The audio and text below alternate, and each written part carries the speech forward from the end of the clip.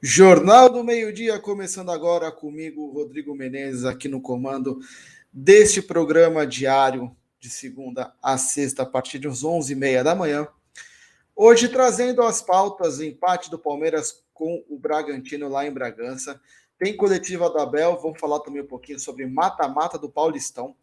A negociação de Patrick de Paula com o Botafogo e também um pouco do Campeonato Brasileiro Feminino, que teve vitória do Palmeiras aí, Palmeiras ganhando clássicos também no futebol feminino. Então, o Palmeiras vem muito bem numa sequência de clássicos vencidos espetacular no masculino e no feminino. Então, um momento muito bom do Palmeiras nessa temporada.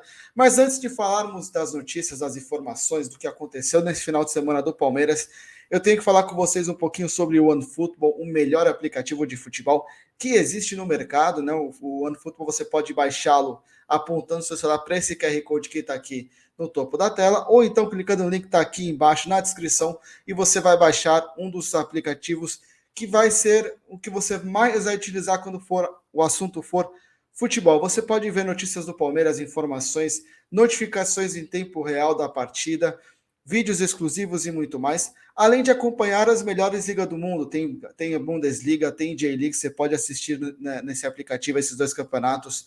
Você também pode assistir o Campeonato Carioca nesse aplicativo. Hoje tem Fluminense e Botafogo na semifinal. Então você pode acompanhar aí tudo que tiver acontecendo de melhor no futebol, vai estar no OneFootball, beleza?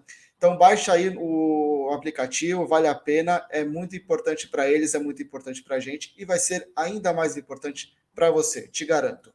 Bom, vamos falando aqui um pouquinho sobre a partida do Palmeiras contra o Bragantino, né? O Palmeiras que empatou em 1-1 com a equipe de Bragança. O empate que as duas equipes entraram com time reservas. Um jogo bastante truncado, né? Duas equipes aí tentando poupando os jogadores para a fase decisiva e tentando dar rodagem para os seus elencos. Gostei de algumas coisas no Palmeiras, não gostei de muitas outras, mas enfim, a gente vai abordar aqui. Antes de mais nada, deixa eu passar as escalações. O Bragantino que foi a campo com Maicon, Andrés Hurtado, Realpe, Luciano e o Everson. Lucas Evangelista, Praxedes, Miguel, Sorriso, Ian Hurtado e Elinho. No segundo tempo entraram Aderlan, Jadson Silva, Bruninho, Wellington e o Arthur Velho, conhecido da torcida do Palmeiras, né? E o Palmeiras entrou em campo com o Marcelo Lomba, time totalmente reserva, uma exceção apenas. Mas vamos lá, no gol Marcelo Lomba, Gabriel Menino de lateral direito, Gustavo Gomes, Kusevich e Jorge. Gustavo Gomes jogou porque vai se apresentar à seleção paraguaia.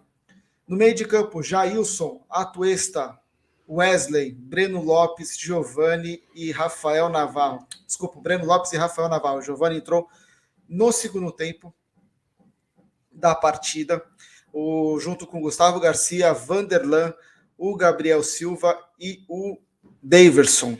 Né? O Palmeiras um esquema aí alternativo. E antes de começarmos a partida, só pedir para você deixar o seu like aqui no vídeo, se inscrever no canal, ativar o sininho e se tornar apoiador, seguindo as instruções que estão aqui na descrição do canal, certo? Bom, vamos lá. Foi uma partida aí bastante truncada do Palmeiras no começo. Acho que toda vez que a gente vê o time reserva entrando em campo, pelo menos para mim, tá, eu fico com a impressão de que é um time que é muito mais travado do que o titular. O jogo não flui naturalmente como acontece com o time que costuma jogar, né? Acho que principalmente o meio de campo do Palmeiras tem ali a falta de uma peça e com isso fica nítido como o Palmeiras tem dificuldades para jogar quando atua esse time reserva. Você não tem ali um reserva à altura para o Rafael Veiga e para o Gustavo Scarpa, que também faz essa do Rafael Veiga quando precisa. Então, por esse motivo, eu sempre vejo um Palmeiras, quando não joga o Veiga, quando joga um time de reserva, já tem um pouquinho mais de dificuldade. E isso se mostrou no começo dessa partida, né? O Bragantino começou um pouco melhor no começo, conseguiu 2 escanteios, 2 jogadas perigosas, estava mais em cima do Palmeiras, o Palmeiras não conseguindo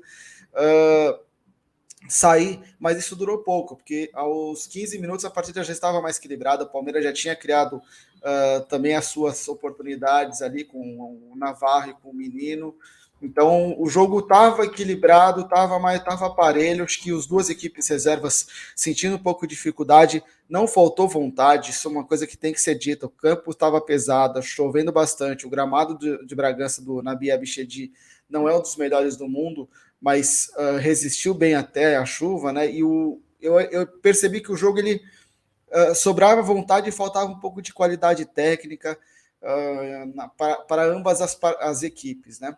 Aos 25 do primeiro tempo, o Bragantino faz o gol, uma jogada do Sorriso, um atacante corta para o meio e chuta. Uma das coisas que eu venho falando, também comentei pensando na partida contra o Corinthians, né, o quanto que seria importante o Palmeiras não dar esses chutes de fora da área para o time adversário. E foi exatamente assim que o Bragantino chegou. O Sorriso corta para o meio e tem o espaço para bater. O Lomba faz uma defesa e, para mim, não tem erro nenhum técnico. Eu já vi gente falando assim: espalmou para o meio da área, ele espalmou para o meio, ele espalmou para o lado. E acho que ali a desatenção foi que o Elinho ficou livre para receber o rebote, sem ninguém perto do Elinho. Aí o Elinho tem todo o espaço do mundo, todo o tempo do mundo para chegar e finalizar para o gol, fazer o 1-0 para o Bragantino. E um resultado que, sim, naquele momento, não dá para falar que era injusto, porque o Bragantino começou melhor a partida e apesar do Palmeiras ter equilibrado e criado oportunidades, o jogo não era bom nem de um lado nem do outro. Então, assim, não dá para falar injustiça. O Bragantino teve a sua chance e aproveitou, o Palmeiras não tinha aproveitado. Após o gol, o Palmeiras deu uma reagida, criou 3 oportunidades, 2 delas dentro da área, com o Atuesta e com o Gabriel Verón, e eles não aproveitaram, né? Também teve um chute de fora da área do Navarro, um bom chute, né? E a equipe do Palmeiras vai para o intervalo perdendo, né? Sem conseguir produzir. Acho que esse é um problema que o Palmeiras tem e muito. O Palmeiras cria muitas oportunidades. O Palmeiras, mesmo o time reserva, teve suas chances, criou suas oportunidades, suas chances de gol e não consegue aproveitar, não consegue concluir corretamente, né? O Palmeiras acertou o gol do Bragantino apenas 2 vezes no primeiro tempo, enquanto o Bragantino acertou 4 vezes o gol do Palmeiras. Então, tudo bem que essas daí, uma delas foi escanteio, mas enfim, vai para a estatística como chute. Então é complicado, assim, o quanto que o Palmeiras vem sofrendo para finalizar, para concluir suas jogadas. E, então, mais uma vez, o Palmeiras sofrendo, mesmo com o time reserva, né? Na sequência, o Palmeiras volta para o segundo tempo com uma postura diferente, uma postura um pouco mais ofensiva, mas continua sem criar chances assim que você fala, nossa, foi uma chance espetacular. O Palmeiras perdeu um gol incrível. Não, o jogo continua travado, o Palmeiras tentando jogar, tentando chegar ali no ataque, mas sem ter efetividade, sem conseguir produzir realmente alguma coisa importante, né? Aos 17 minutos, o Bragantino faz alterações, né? Faz 3 alterações, e aí acho que vem a principal questão no jogo, né? O Palmeiras poupou todo o elenco, sem exceção. E todo elenco não, todo o time titular, né? Sem exceção, talvez só o do Gustavo Gomes, mas como eu falei, como ele vai para a seleção paraguaia, ele acho que e por o Palmeiras não ter reposições nesse momento de zagueiros, o Abel preferiu deixar o Gomes e o Kusevich que vão para as seleções jogarem e dar descanso ali para o Murilo, eventualmente para o Renan, apesar de achar que não vai ser o Renan que vai jogar, mas enfim, o Palmeiras poupou todos os seus titulares sem exceção. E já o Bragantino levou os titulares para o banco e colocou alguns deles em campo no segundo tempo, né, aos 17, incluindo o Arthur, que logo na sequência ele entrou, no primeiro lance dele já teve um contra-ataque em que ele finaliza para o gol, perde uma boa chance no contra-ataque, em que ele consegue ter o espaço, e aí novamente, jogador que finaliza bem de fora da área, tem espaço para finalizar, cortando para o meio e finalizar. Tudo bem que não foi um corte, mas ele vira o corpo para chutar de esquerda e ninguém bloqueia o chute dele, né? Então, por sorte, a bola vai para fora e não oferece muito perigo para o Palmeiras, mas novamente, assim, a gente vem batendo nessa tecla há muito tempo de que o Palmeiras precisa encontrar uma forma de evitar esses chutes de fora da área. No passado a gente perdeu um jogo para o Fluminense por 2-1, cedendo essas finalizações de fora da área. Os 2 gols do Fluminense naquela oportunidade foram de fora da área. E novamente, né, a gente enfrenta um time que tem jogadores que finalizam bem e deixa eles finalizarem. Houve evolução? Houve. A partida contra o Corinthians mostrou isso. O Renato Augusto não teve nenhuma chance, Paulinho menos ainda, de fora da área assim clara, mas o Palmeiras precisa se atentar a isso aí. Nós tem que manter o ritmo no time reserva também, né? O Palmeiras, então, aí aos 20, o Abel resolve colocar o time mais para frente, né? Tira o Gabriel Menino, coloca o Gustavo Garcia. Já vou comentar as atuações individuais desses jogadores. Sai Gabriel Veron e entra Daverson, e Breno Lopes sai para a entrada do Giovani. E aí o Palmeiras fica mais ofensivo, já não tinha meio de campo, então pelo menos ali o Abel põe presença diária.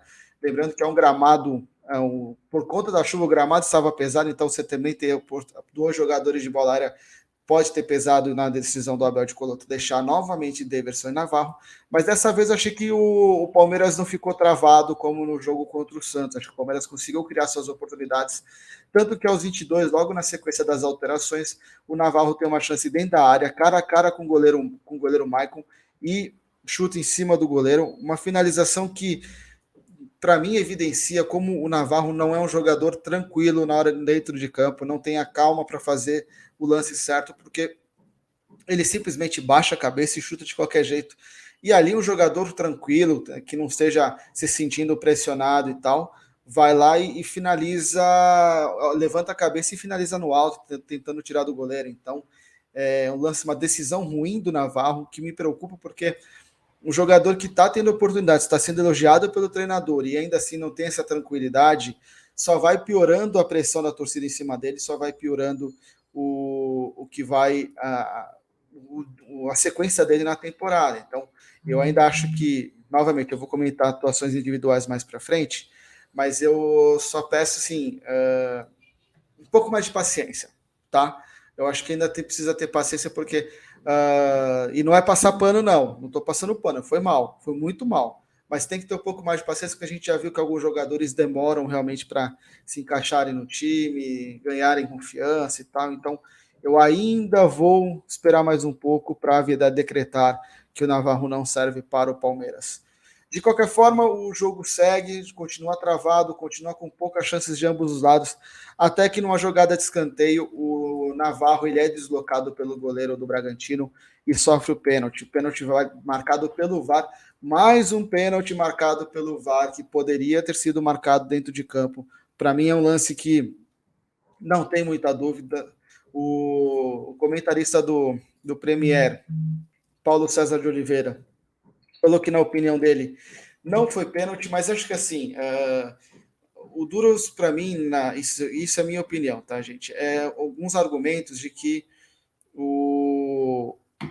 você virar e falar assim, não, mas ele já estava caindo, o contato nas costas não foi forte o suficiente para derrubar e tal.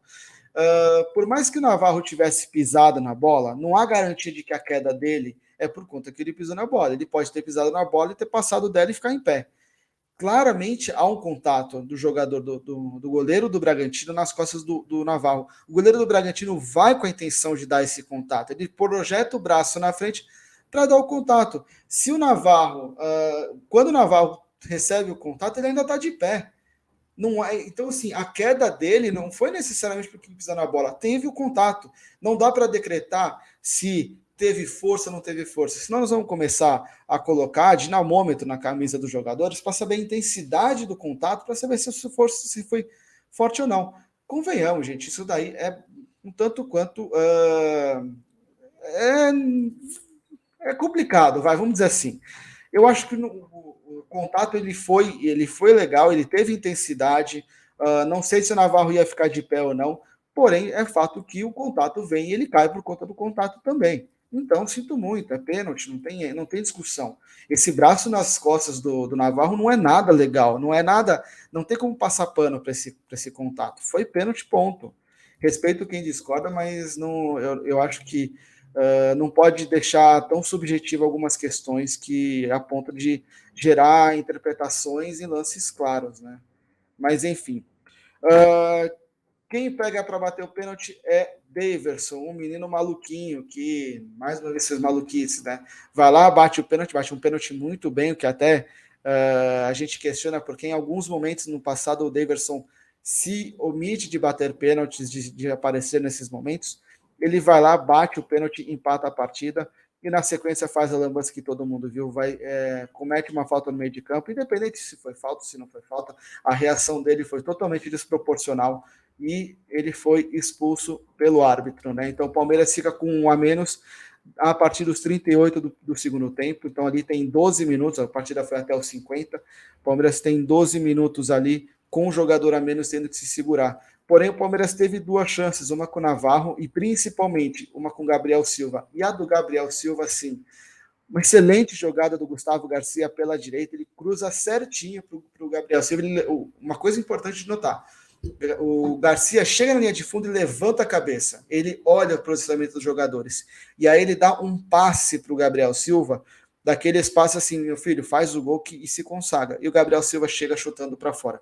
Gabriel Silva é um dos jogadores que muita gente pede para ser testado como camisa 9, sendo que ele mesmo diz que não prefere jogar como camisa 9, e a gente vê que o Gabriel Silva também perde gols um atrás do outro. E é interessante notar, Gabriel Silva, tenho certeza que se fosse na base ele não perderia esse gol.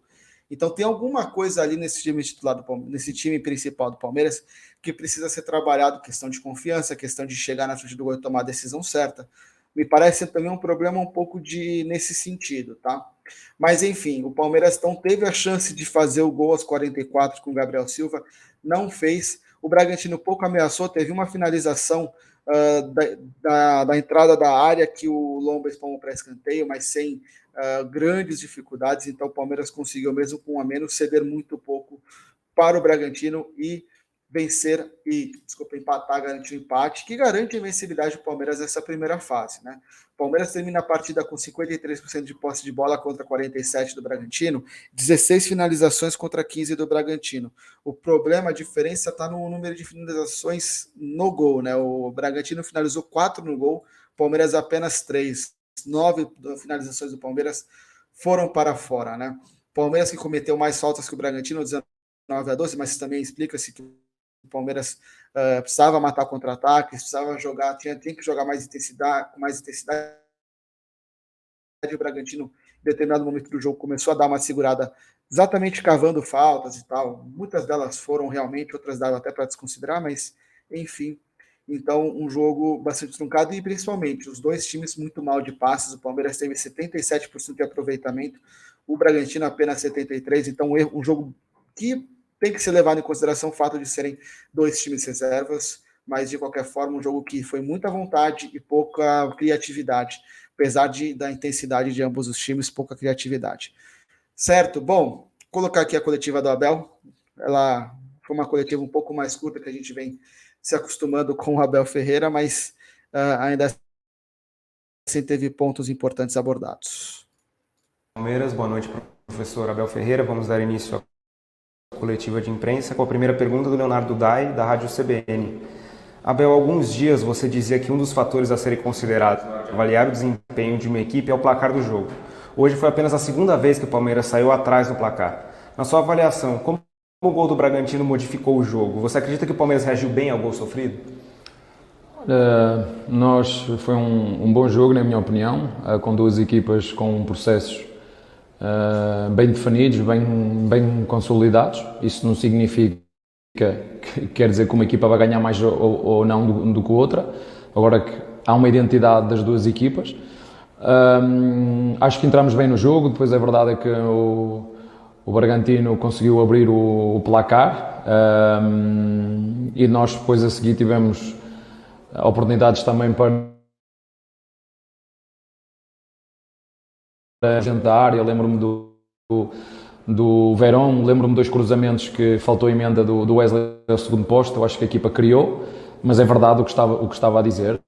O que faz a diferença no jogo é a equipa que é mais eficaz, e nós na primeira parte criamos.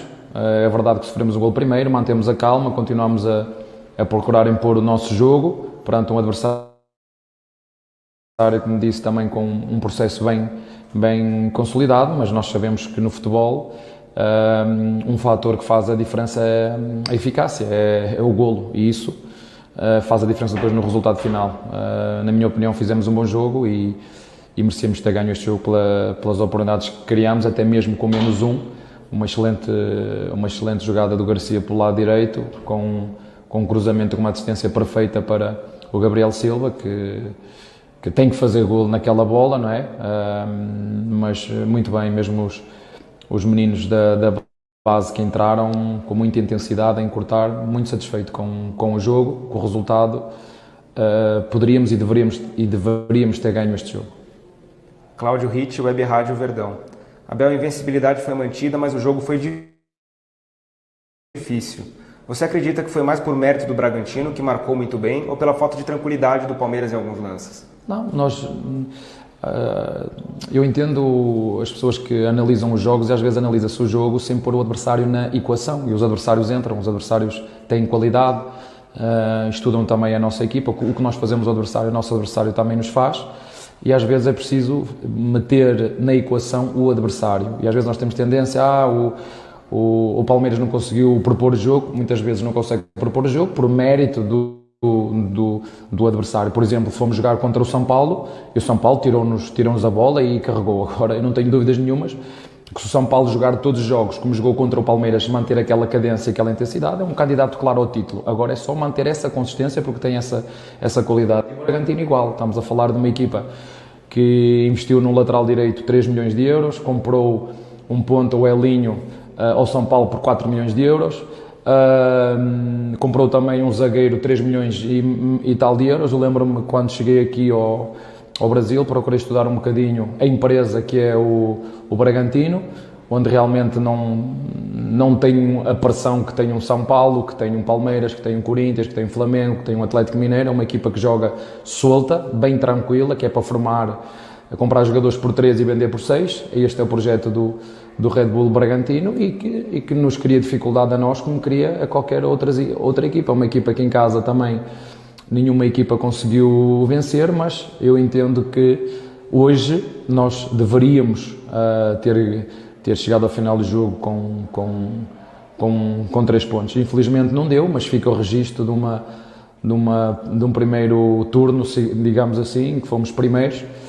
Mas como aqui no estadual não há título, não é? Há estaduais que há títulos para quem fica em primeiro no primeiro turno, noutros não há, mas fica uma primeira fase muito boa da nossa equipa, onde fomos a única equipa que teve de jogar de 2 em 2 dias e 3 em 3 dias. Fomos a única equipa do Paulista que teve que fazer isto, devido ao Mundial e à Recopa, que foram, quando começámos a preparar a época, eram as duas prioridades, a Recopa e o Mundial. Rafael Delmanto, mídia palmeirense, Gabriel Iocota, do Verdazo. Abel, hoje o Jailson jogou como zagueiro. Foi um teste, já que você não terá Gomes e Kusevich para as próximas fases? É algo que você pensa para as finais? Foi. O futebol brasileiro tem esta condicionante. Se tu tiveres jogadores que são selecionáveis na tua equipa, seja brasileiros ou estrangeiros, vais ficar sem eles. E nós temos que arranjar opções. Se me pergunta se eu gosto, não gosto, porque acho que desvirtua um bocadinho aquilo que é a realidade desportiva. Já falei mais do que uma vez, somos nós que pagamos o salário a esses jogadores, e na Europa aqui não para, e nós ficamos sem jogadores que nos podem pôr a equipa mais competitiva. Tivemos isso o ano passado, no Brasileirão, que tivemos um período difícil, porque ficámos sem jogadores que são importantes na nossa dinâmica coletiva e ficámos com a equipa menos competitiva. Já o disse o ano passado, quando estamos todos, somos uma equipa forte, somos uma equipa competitiva. Agora vamos perder, temos o Loa fora, o Kusevich foi convocado, o Gomes também foi convocado, o Everton foi convocado e jogam outros, mas é isso que não se fala, mas nós temos que falar porque não é igual. Mas de qualquer maneira, jogue quem jogar, tenho a certeza que a equipa vai competir. Quem tiver a oportunidade de jogar no lugar desses jogadores vai também aproveitar essa mesma oportunidade, o que tem feito, e nós vamos ter que utilizar o Jailson nessa posição, fruto disto que eu agora acabei de dizer. Mas, mais uma vez, isto acontece porque os clubes aceitam e as federações também aceitam e, portanto, não podemos nos queixar, porque se queixarmos o clube também é responsável. Pedro Marques, da Rádio Jovem Pan. Mais uma vez o Navarro errou algumas tomadas de decisão. Você pretende dar mais chances a ele? O que falta para o Navarro aparecer mais nesse time? Falta, ele sabe que nós confiamos nele, é um jovem jogador. Veio com um projeto a longo prazo, não foi, nós queríamos contratar 2 centroavantes, isso não é novidade para ninguém. O Daverson está a acabar o seu contrato, um ciclo que está a terminar. Ele sabe disso porque o clube já o informou, e o Daverson o Navarro é um projeto com tempo, com paciência e calma, mas nós queremos 2, ainda veio um, esperamos por outro. Rafael Ribeiro do Lance, Zé Henrique da Energia 97 e Edu Afonso da ESPN. O que você pode comentar sobre o lance do Daverson, que fez o gol e em seguida foi expulso? Que conselho você daria para ele no decorrer da carreira? Não, assim, ele já não é nenhum miúdo, ele teve uma primeira vez no Palmeiras, foi embora e desta vez regressou porque eu e a estrutura do futebol entendemos que nos poderia ajudar numa altura em que nós queríamos centroavante e não tínhamos ninguém, e porque percebemos o perfil dele, que é um jogador que entrega tudo dentro de campo, e naquelas circunstâncias não havia muito dinheiro dentro do clube para contratar centroavante, então nós fizemos regressar o Daverson. Agora fez o papel dele, era ele a cobrar a falta e fez um penalti muito bem marcado. É um momento tenso do jogo e ele teve essa calma mental para fazer o golo, mas depois não pode ter aquele tipo de comportamentos. Ele é um coração bom, é um miúdo muito bom, mas o comportamento dele tem que alterar nesse tipo de situações, porque ficámos os últimos 10 minutos a sofrer de forma desnecessária, e ele, como sabe que errou, perante o grupo pediu desculpa. Nós gostamos muito dele, vamos ajudá-lo, nós ajudamos todos os jogadores, não acarinhamos todos, acreditamos em todos, enquanto ele estiver aqui connosco até ao final do seu contrato, porque ele já sabe qual é a situação dele, e também é a função dele, ele sabe que ela tem que ser profissional até ao fim, sempre que precisarmos, como foi o caso de hoje, entrou bem, fez o golo, mas a seguir teve um comportamento que pode prejudicar muito a equipa, e quando eu falo no controle mental é isto, eu não posso deixar que as minhas emoções me tirem daquilo que é o meu foco, da minha tarefa, e foi isso que lhe aconteceu, e a ele acontece-lhe com muita frequência. Eu entendo que a torcida é um elemento fundamental e muito importante no jogo, mas ele tem que estar focado na sua tarefa. Então sim, quando acabar o jogo e comemorar com a torcida, todos juntos, mas naquele momento, pés bem assentos no chão e continuar focado na sua tarefa, e ele podia nos ter prejudicado por uma decisão, por uma atitude que tem a ver com controle emocional só. Fred Júnior, da Rádio 9 de Julho. O que você pode falar do Ituano, o adversário das quartas de final, que está no seu grupo, só agora o Palmeiras vai enfrentá-los? Olha, o que posso dizer em relação a isso é que, de longe, o nosso grupo foi o mais competitivo.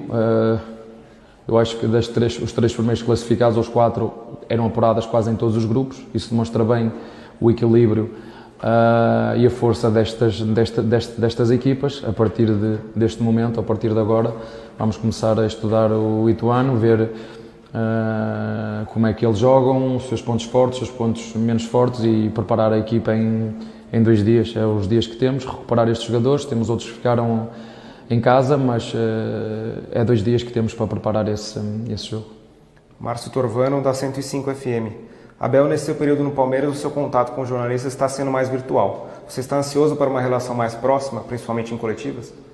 Para mim é igual, eu gosto de falar, gosto do contacto com jornalistas, fazem parte do mundo do futebol. Os jornalistas têm uma responsabilidade muito grande na promoção do futebol, são eles que fazem chegar, quer ao Brasil, quer fora do Brasil, a qualidade do nosso produto, do nosso futebol. Tudo o que se passa aqui tem reflexo lá fora, e a responsabilidade dos jornalistas é escolher aquilo que querem passar, bom e mau, escolher se querem o lado mais crítico, mais negativo, ou o lado mais crítico, mais positivo. Mas para mim é igual, com jornalistas ou sem jornalistas. Nós sabemos que foi sem jornalistas em função da pandemia, tivemos que seguir o protocolo, mas não tenho problema nenhum. Ando no futebol e lido com jornalistas desde os 20 anos, tenho 43, portanto nunca tive problema com jornalista nenhum. Cada um faz o seu trabalho, eu preciso de jornalistas, os jornalistas precisam de mim, umas vezes criticam, outras vezes elogiam, fazem parte, portanto estou com saudades de poder olhar olhos nos olhos, porque é assim que a gente fala, é olhos nos olhos. E assim, quando a gente consegue falar olhos nos olhos, talvez seja mais fácil do que a gente muitas vezes esconder atrás de uma câmara, e é mais fácil assim, cara na cara. Muito bem, então uma coletiva bastante tranquila do Abel. Acho que ele ficou contente, bem satisfeito com o que o Palmeiras produziu. Eu ainda acho que esse time reserva tem uma queda de rendimento notável, principalmente a falta de um jogador meio de campo. Precisa de um reserva para o Rafael Veiga que faça pelo menos um pouco do que ele faz em campo, porque atualmente a gente não tem nada nesse sentido, então complicado. E aí eu vou comentar também um pouquinho agora as atuações individuais, que o Abel comentou algumas, né? Mas acho, por exemplo, a Tuesta e Navarro, 2 contratações, não foram bem nessa partida. A Tuesta segue sendo jogador com muita vontade e pouca produtividade.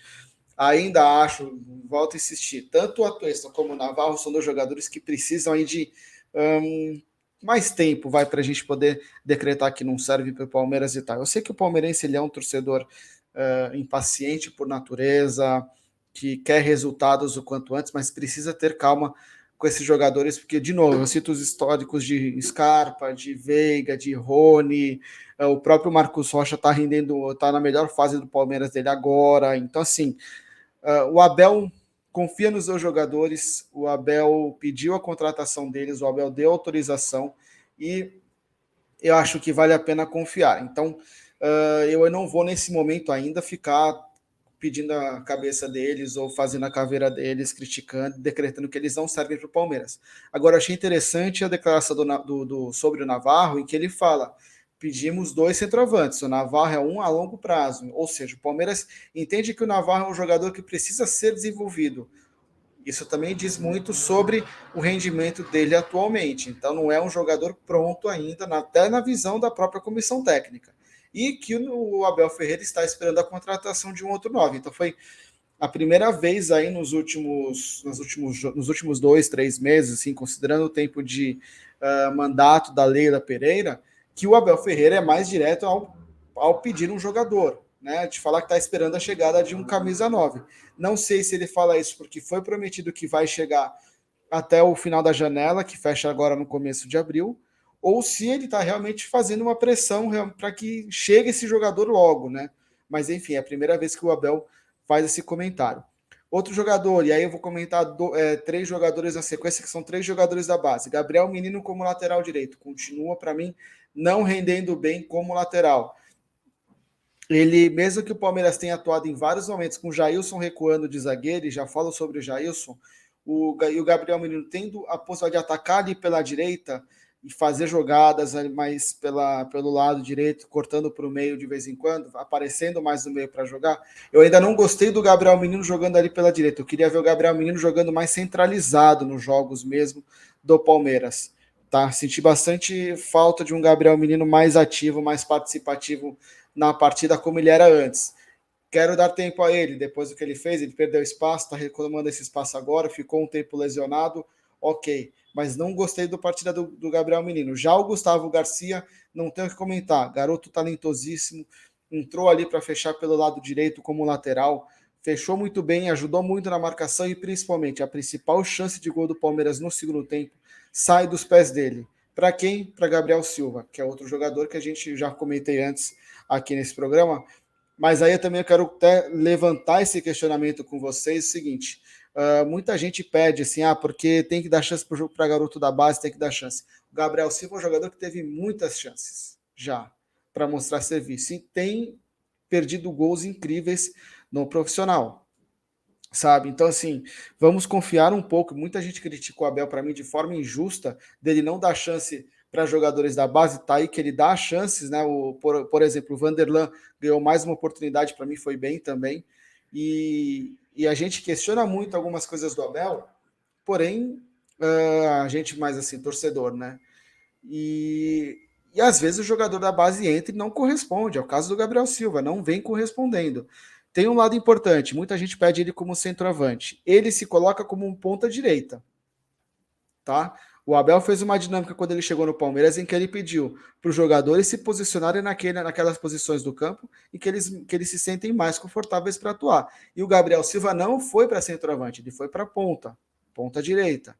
Então, assim, ele não tem estatura de centroavante, ele não tem porte físico de centroavante e ele não quer jogar como centroavante. E ele perde gols incríveis. Então, assim, eu sei que muito torcedor pede para que ele seja utilizado como 9, mas na base ele pode até ter dado certo, mas ele mesmo não se considera esse jogador. Continuando falando de situações individuais, não dá para. Vamos falar um pouquinho sobre o Jailson, já falo sobre o Davidson, eu vou mudar a ordem que eu tinha colocado aqui, porque o Jailson atuou vários momentos ali como primeiro volante, que às vezes fechava ali como um próprio terceiro zagueiro, junto com entre o Kusevich e o Gustavo Gomes, às vezes para saída de bola. E para mim fez mais uma boa atuação. O Jailson é um jogador espetacular, polivalente, joga como zagueiro, joga como primeiro volante, segundo volante, já jogou como uma espécie de terceiro volante, vamos dizer assim, chegando, pisando bastante dentro da área. Então é um jogador que vem caindo nas graças do Abel pela versatilidade dele. E o Abel até citou que vai perder Kusevich, vai perder o Gustavo Gomes, vai perder o Everton, vai perder o Giovani para as seleções. Gustavo Gomes, que não foi liberado pela seleção do Paraguai, apesar do Palmeiras pedir. Então, com o Palmeiras sem seus principais jogadores da função, porque o Luan segue lesionado, segue de fora, não tem previsão de retorno ainda, né? Ao contrário do Mike, que já iniciou uma transição física, realmente o Luan segue fazendo um princípio de transição, mas ainda trabalhando muito a parte de fisioterapia ainda, então o Luan ainda está um pouco longe de retornar, e com isso o Palmeiras não tem zagueiros ali, além do Murilo e do Renan, e o Jailson surge como uma boa alternativa. Ouso até dizer que o Jailson vai começar jogando contra o Ituano e não o Renan. Acho que o Renan realmente perdeu muito espaço e quando entra não vem dando conta do recado, então acredito que o Jailson deve ser utilizado aí e é uma boa opção, vem jogando bem nessa função, vem atuando bem em todas as funções, então o Jailson, assim, para mim é um jogador, uma bela contratação do Palmeiras para essa temporada. Falando um pouquinho também sobre Daverson, que semana passada postou no Instagram dele uma espécie de despedida já, falando que vai sentir falta do Palmeiras e tal, não sei o que, bem, bem curto. Nesse domingo foi confirmado que ele realmente não vai continuar. E tá claro os motivos, né, gente? Eu sei, assim, tem um jogador caricato, tem a figura do Daverson que vai ficar aí para muito torcedor como um dos grandes personagens da história, não jogador, mas personagem da história do Palmeiras, deu 2 títulos importantíssimos. O nome dele tá na história do Palmeiras, não dá para apagar isso daí. Porém, o Daverson no passado entrou novamente para a história do Palmeiras, fazendo o quê? Jogando bola, entrando em campo e sendo responsável, jogando pelo time.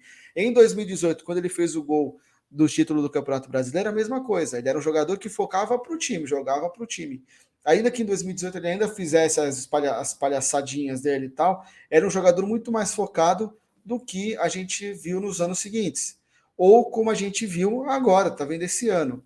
Esse ano, contra o Santos, o Daverson entra e pilha o jogo, deixa o jogo pilha, um jogo que estava frio, que já estava definido. Ele pilha todo mundo, tanto os jogadores do Palmeiras como do Santos, desnecessariamente. No jogo contra o Corinthians, a hora que sai o gol do Corinthians, ele vai até ali, ele sai da área onde os reservas estão aquecidos e vai lá na direção dos jogadores do Corinthians para tentar tirar satisfação. E agora, nesse jogo contra o Bragantino, ele entra, faz o gol, beleza, muito obrigado, legal pelo gol que ele fez, bateu o pênalti muito bem, inegável. Ele dá um carrinho no meio de campo que já vi gente falar que talvez não tenha sido falta. Para mim, assim, o juiz marcou, beleza, não gostou, levanta, sabe, segue. Não, ele grita com o juiz e não satisfeito.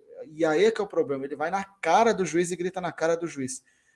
Assim, tem que ter responsabilidade. Você joga no Palmeiras, você não joga em qualquer time, sabe? Então, não dá. O Daverson, assim, é um personagem e toda vez que a torcida no Allianz Parque começa a gritar o nome do Daverson pedindo para ele entrar, para mim já é uma preocupação gigantesca para mim, porque assim, é isso. Você não sabe o que ele vai causar no jogo, se ele vai ajudar, se ele vai atrapalhar, ou se ele vai ajudar e atrapalhar ao mesmo tempo. Então, a contrato dele acaba em junho e a gente vai se livrar logo dessas polêmicas aí, né? Bom, Campeonato Paulista, primeira fase, então, encerrada. O Palmeiras. Opa. Tem um probleminha aqui. O probleminha aqui, já vou resolver esse probleminha. Bom, o Palmeiras termina na liderança do seu grupo com 30 pontos, tá? Vai enfrentar o Ituano. O Ituano que, passando um pouco dos resultados do último sábado, né?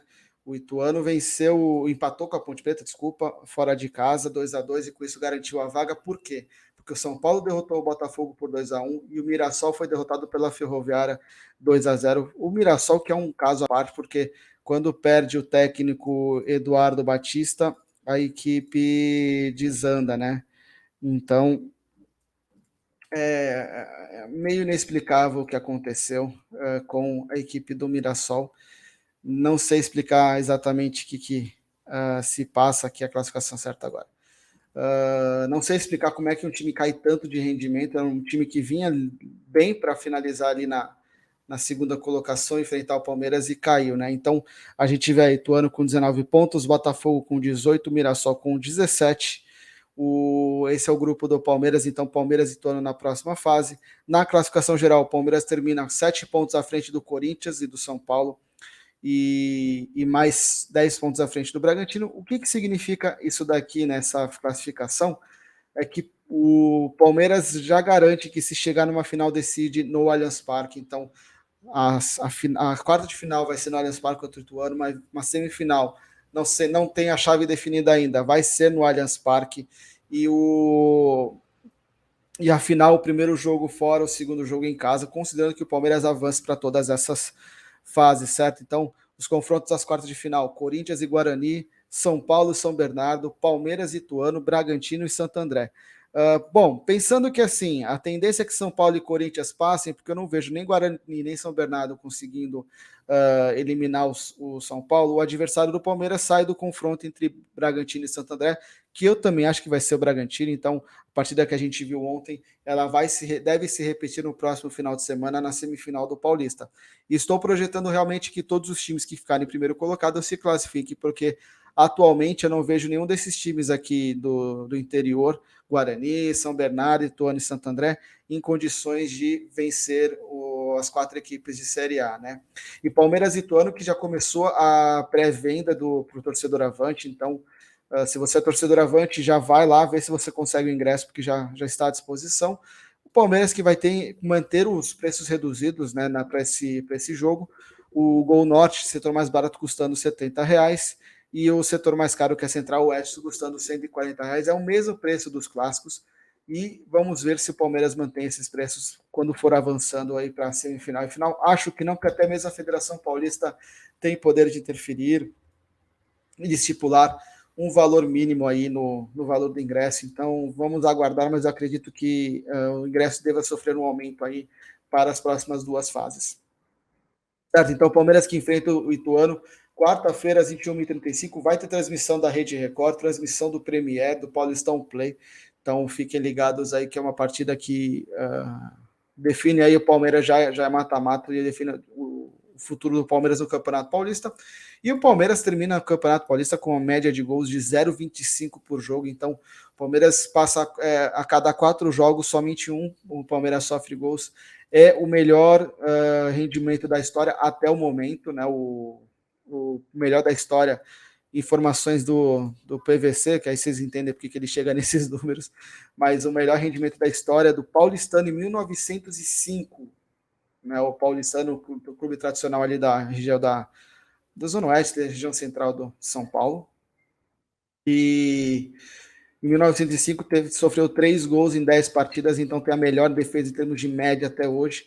O Palmeiras tem atualmente 0,25 e é uma média que, olha, chama atenção pela eficiência. E não é só o Palmeiras conquistou essa média em cima dos pequenos, mas também em cima dos grandes. Lembrando que o Palmeiras, nos confrontos contra times de Série A no Campeonato Paulista, fez 5 gols, desculpa, e tomou apenas 2, então um bom rendimento. Aí, ainda que a média tenha aumentado para 1 gol a cada 2 jogos, ainda assim tem que ser levado em consideração que o gol contra o Corinthians veio de um pênalti, o Palmeiras cedeu muito pouco para o Corinthians naquele jogo, e contra o Bragantino era o time reserva do Palmeiras, então tudo isso tem que ser levado em consideração nessas 2 partidas. Então, é um rendimento da defesa que dá, ao mesmo tempo, otimismo para próximas fases, mas também gera uma preocupação, porque um dos pilares dessa eficiência defensiva do Palmeiras é o Gustavo Gomes e o outro é o Everton. Por mais que o Lomba vá bem, acho que o Lomba ainda não está 100% entrosado com a defesa, assim como sem o Kusevich, sem o Gomes, deve ficar um pouco mais complicado para o Palmeiras manter esse rendimento. Acho que contra o Ituano não deve ser um grande problema, mas na sequência pode vir a ser, tá?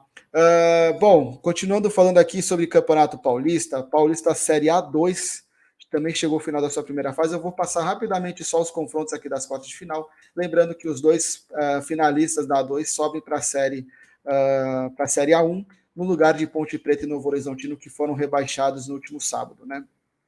Então, Portuguesa vai enfrentar o Primavera, o Oeste vai pegar o Linense, 15 de Piracicaba enfrenta o São Bento e o Rio Claro enfrenta o Velo Clube.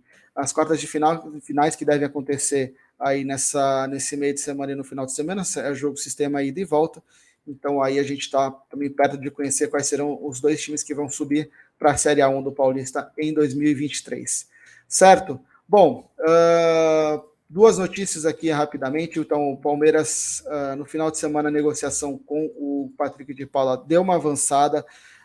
Já tem o pessoal do Globo, do jornal O Globo, já está meio que com quase tudo definido para a negociação do jogador. E o pessoal do nosso palestra fala que a contratação deve ser finalizada ainda hoje, com o Patrick de Paula indo para o Rio de Janeiro realizar exames. Então deve acontecer entre hoje e amanhã, na verdade, essa finalização, concretização da negociação.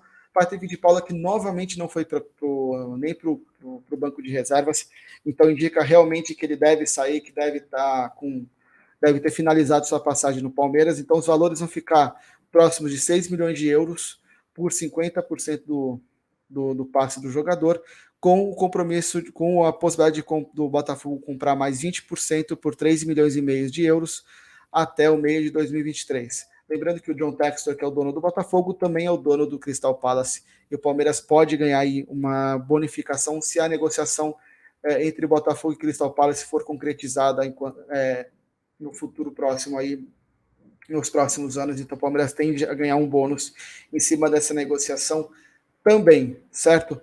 Outra informação, e essa é uma informação que o torcedor do Palmeiras deve ficar muito feliz, é que o pessoal do Tá Lá Dentro, Marcos Costa e Leandro Boldaquian, 2 caras super competentes, Leandro Boldaquian da Transamérica e o Marcos Costa, que é aquele ex-locutor do Allianz Parque, se você ainda não sabia. Então o pessoal do Tá Lá Dentro, o Marcos Costa trouxe a informação de que o Abel Ferreira fechou a renovação dele, falta só realmente assinar e divulgar a notícia, mas que o Abel realmente está muito próximo de renovar com o Palmeiras, e aí ficou só a dúvida se ele vai renovar por 3 anos contando esse ano, ou se vão ser mais 3 anos além desse ano. De qualquer forma, pelo menos mais 2 anos o Abel Ferreira estaria à frente do Palmeiras. Então é uma notícia aí que saiu no sábado lá no Tá Lá Dentro, quem quiser acompanha lá, vale a pena, tá? Aliás, o Tá Lá Dentro é mais uma dessas mídias que eu falo para vocês seguirem. É uma mídia que segue uma linha muito parecida com a nossa aqui, de comentar os jogos e de falar do Palmeiras, mas com um viés jornalístico e não só de torcedor, não criticando quem faz o lado só torcedor, é um direito de cada um. Acho que os 2 são válidos, os 2 são importantes, cada um da sua forma. Nós abordamos uma linha um pouco mais jornalística, de trazer informações para vocês, tentar trazer tudo o que acontece no Palmeiras. E Tá Lá Dentro, vale a pena vocês irem lá e se inscreverem, porque é um canal muito bom, que ajuda bastante aí a divulgação de notícias do Palmeiras. Então aí o Abel Ferreira próximo de renovar, Abel Ferreira que participa hoje à noite do programa Roda Viva na TV Cultura, às 22 horas. Então é uma obrigação para o palmeirense assistir esse programa, vai ser Muito bom, né? E o Palmeiras, que no futebol feminino, agora falando um pouquinho também, dando espaço para as mulheres, Palmeiras no final de no sábado, às 2 da tarde, um horário maravilhoso, assim, acho espetacular marcarem jogos para esses dias no verão, que não faz calor essa época do ano, imagina, 2 horas da tarde. Então, é incrível como os organizadores de campeonato aqui no Brasil, eles não valorizam os próprios produtos, mas enfim, o Palmeiras enfrentou a equipe do Santos, um clássico, duas equipes fortes, duas das equipes que são apontadas como candidatas ao título aí do Brasileiro Feminino e do Campeonato Paulista, que começa só no segundo semestre. Mas duas equipes muito fortes que se enfrentaram no Allianz Parque e que teve vitória do Palmeiras, né? O Palmeiras venceu por 1-0, mas não foi uma partida tão fácil, o jogo foi muito aberto. O Palmeiras levemente melhor durante toda a partida. Pior chances, acho que hoje o Palmeiras o feminino é um time mais vai começando a ganhar corpo, é um time que tem mais qualidade do que o Santos, mas o Santos tem a Cristiane que desequilibra, mesmo já estando no final de carreira, mesmo estando já com uma idade mais avançada, é uma jogadora espetacular, é uma das melhores jogadoras da história do futebol brasileiro, se não a segunda maior. Eu acho que a Marta é a primeira, a Cristiane é a segunda, porque não dá para falar, tipo Bebeto e Romário, a dupla entre elas, não dá para falar de um sem falar do outro, na seleção, obviamente. Então, acho que a Cristiane, sensacional a história dela no futebol, e ela, por si só, já dá uma ajuda para o Santos a manter o Santos competitivo, né? Acho que o Santos está um pouquinho atrás aí de Palmeiras e Corinthians atualmente, mas, enfim, é um time muito forte que não era uma vitória garantida. O Palmeiras batalhou muito, né? O Santos até conseguiu criar boas chances no primeiro tempo, o Palmeiras também.